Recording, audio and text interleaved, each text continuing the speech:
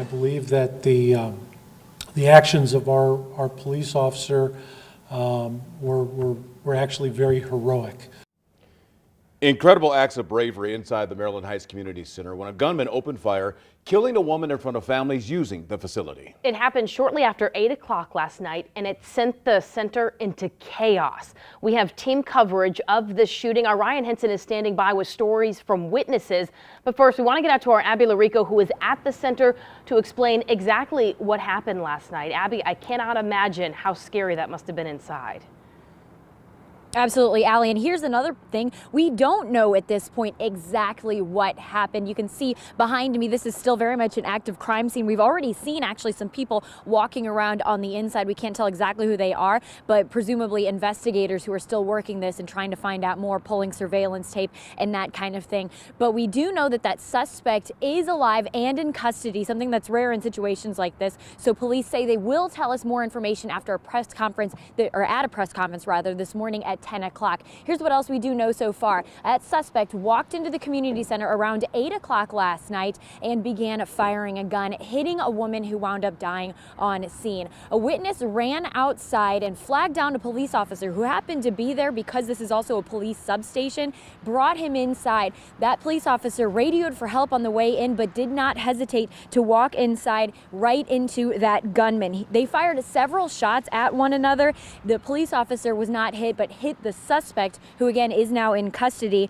There are still a lot of details to determine, as we've mentioned, but one thing that we can tell from early on, it appears that officer acted with incredible bravery.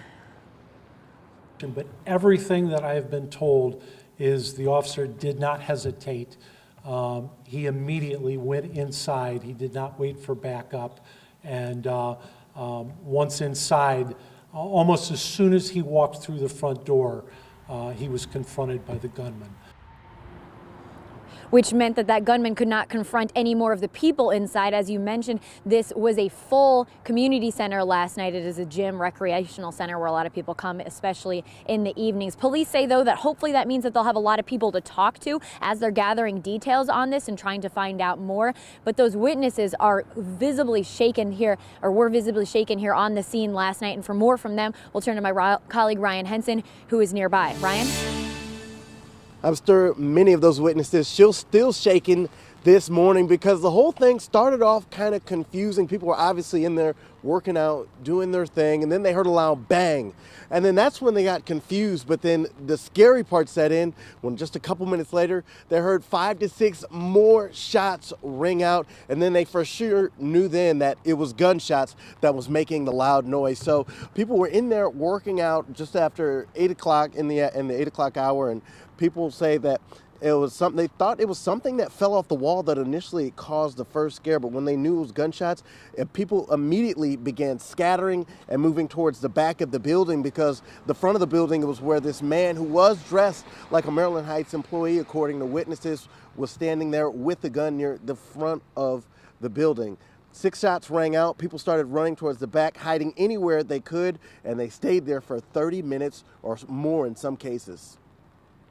I mean, I didn't know what else to say. Like, it was just, I didn't know what was gonna happen. Like, at that point in my life, I was just like, this is it. Like, this could be it for me. And so I basically just, you know, texted and called the people that are closest to me.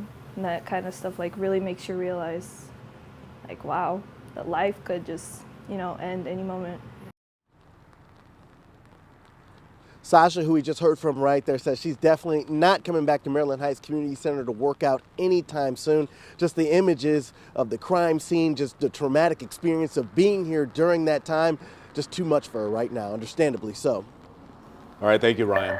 We're going to keep following this story as it develops throughout the day. When we're not on the air, you can stay up to date on KSK.com or by downloading the 5 on Your Side app.